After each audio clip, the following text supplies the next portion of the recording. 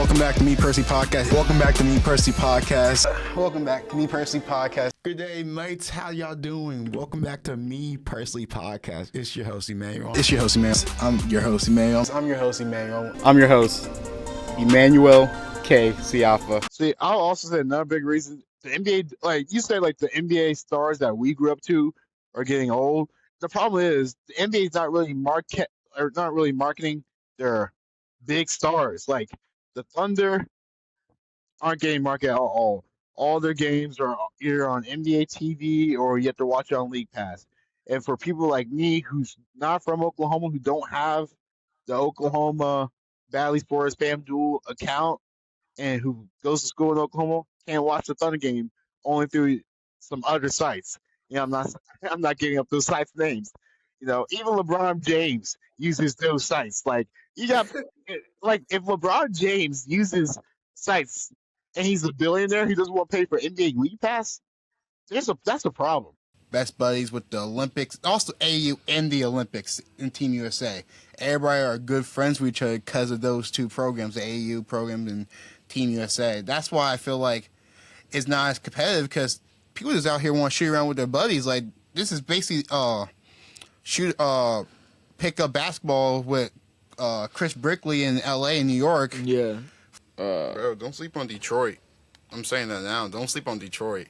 I think Detroit basketball is about to be back if we're really thinking about it. Because I really like J.B. Bickerstaff being the coach of the Pistons this year. You saw what he did with Cleveland. Like, the way he was able to make Darius Garland and Donovan Mitchell coexist on the court at the same time. He's going to do the same thing with Kay Cunningham and Jaden Ivey. We're about to see a huge season from Jaden Ivey. Kay Cunningham's going to be an all-star this year.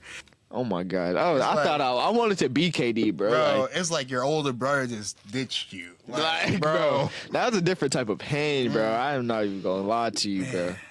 Like top 5 pain I ever felt, you know. Facts. It felt like I got stabbed in the heart. Because after you blew a 3-1 lead, you're like, oh, KD's coming back. Like we thought we was running it back. We thought we was for sure going to the finals that year, though. Mm-hmm. And like, oh, we just got Victor Oladipo. Okay, we're about to run this back.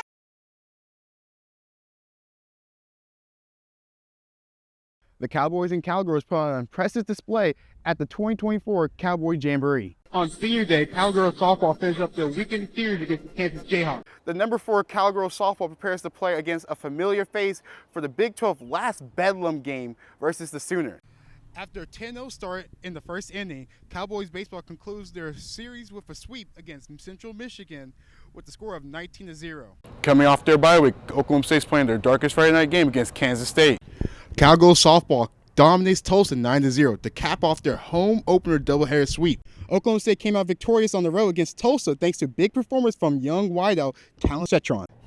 For the first time since 2021, number 13 Oklahoma State football prepares for the Gateway First Bank Turnpike Classic against the Tulsa Golden Hurricanes. It's Friday Night Lights for Cowboys football as they travel up to Provo to face off against the BYU Cougars. Despite a 22-point effort from John Michael Wright, Oklahoma State falls short to UCF 77-71. Cowboys basketball took on the UCF Knights at Galbraith Arena on Wednesday. The Pokes saw a big performance from senior guard John Michael Wright with 22 points with 4 3-pointers made along with that. Junior guard Javon Small had 13 points and 5 assists but was limited in his playing time due to foul trouble.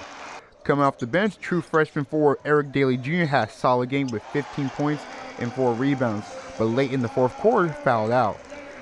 The Cowboys and the Knights kept the game close throughout the game, and the Cowboys had a 42-38 lead in the first half, but the Knights went on multiple runs in the second half.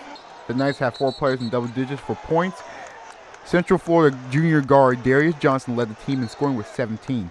OSU coach Mike Boyden said the team needs to improve on their physicality. I think there could have been more of a fight, right? I think we could have maybe tried to match their physicality. Now again, you know, foul trouble plays a part of just how aggressive and physical they want to be. I mean, Daly came over one time. I was like, man, coach, I wanted to come over, but young guy thinking I can't foul out. You know, he's got 4 fouls, and so that's part of it. I don't think it was lack of fight, but I definitely think there could have been more fight. Reporting from Stillwater, Emmanuel Siafa, Okali TV. The Cowboys coming off their double overtime win over Arkansas at home last Saturday. After being down 21-7 to the Razorbacks, the Cowboys defense held the Hogs offense to 10 points in the second half. With Colin Oliver down, the Pokes defense saw a big performance from junior linebacker Nick Martin and Gannon University's transfer linebacker Obi Igzebo. Martin gathered 16 total tackles, 8 solo tackles, and 4.5 tackles for loss, while Igzebo had 9 total tackles, 3 solo tackles, 2 sacks, and 3.5 tackles for loss. Oklahoma State head coach Mike Gundy said Igzebo's performance surprised him on Saturday. The one thing that surprised me was I didn't think that he was prepared, physically conditioned to think well after that many plays. Because what happens is guys get tired and their mind goes and they make mistakes. And he played really well mentally in the fourth quarter and overtime after an extended period of time. After going through the first half without scoring, the Cowboys offense would go on and score 32 points in the second half.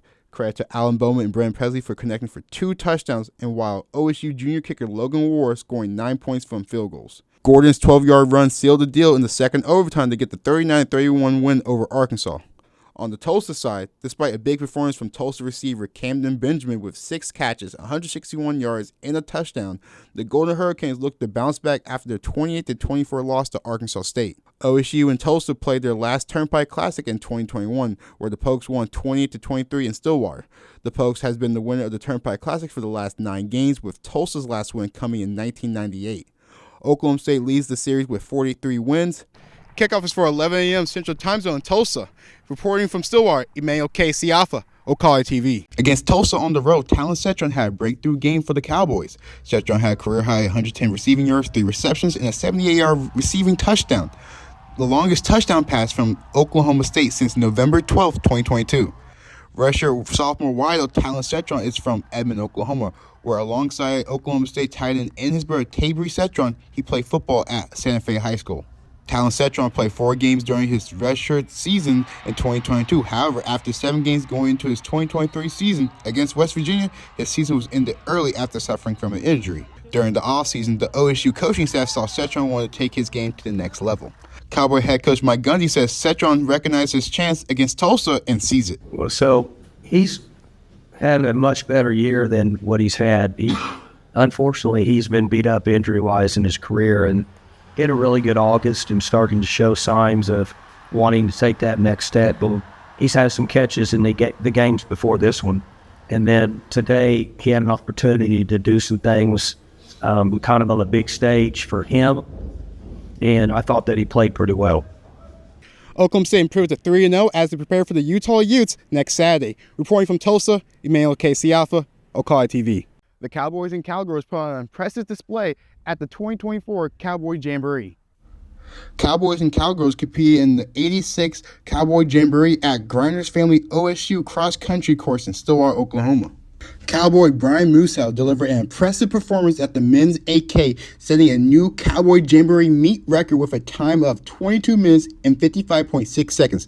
Several other Cowboys also secured a top 10 finish, helping the team claim first place overall at the prestigious event.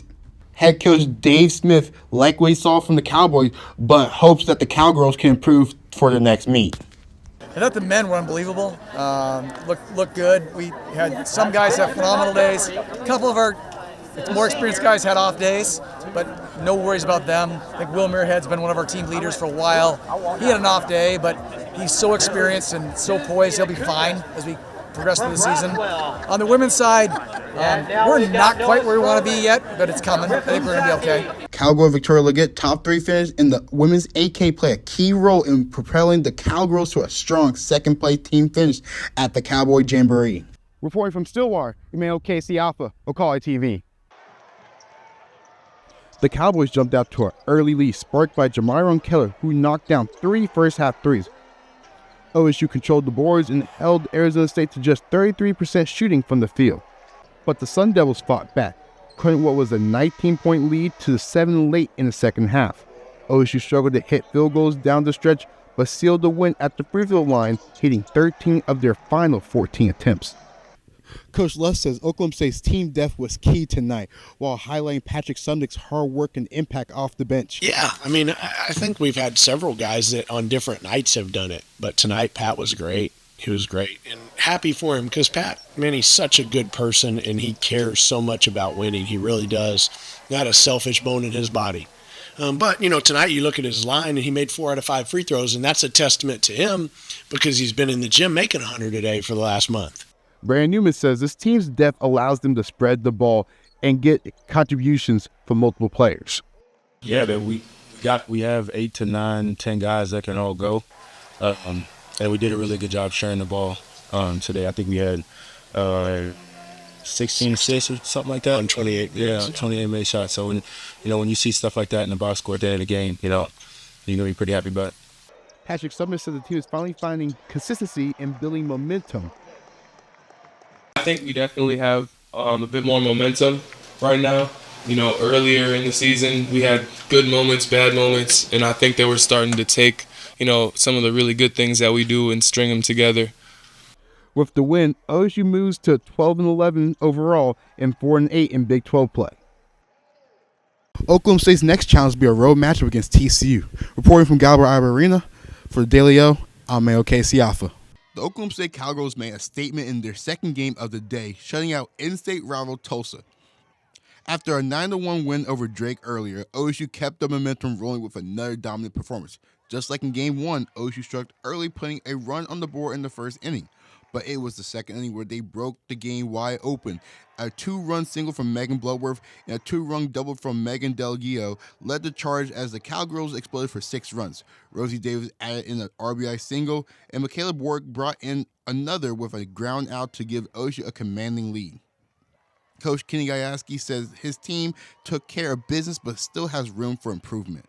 Good day here today. I thought, obviously, I thought we swung the bats really well, played good defense. I think we still have to line up the table here today. That's getting to it. But I'm proud of the way we came out, just took care of what we needed to do. Pitcher Ruby Malin was nearly untouchable, striking out 9 and allowing just 1 hit in 4.2 innings of work before Captain Ah closed out the game. The defense stayed sharp, and OSU never let Tulsa gain any momentum. With 2 runners in scoring position in the fourth, a Tulsa throwing error allowed Megan Dalgio and Talon Harris to cross home plate, sealing the run rule victory. Coach Kenny Gajewski said Malin has the potential to be one of the best, but he's pushing her to stay locked in every game. Ruby's as good as anybody, Dr. Aiken. So, but Ruby has to focus. I got on her here at the second inning. I said, hey, you're not pitching in this game like you were the last game. And I said, I don't care who's over there. I don't care about any of that stuff. Like, if you want to be the best of the best, every game has to be the most important game you've ever pitched in. Now the Cowgirls go on the road against Texas Tech and North Texas. Reporting from Stillwater, Siafa, Okala TV.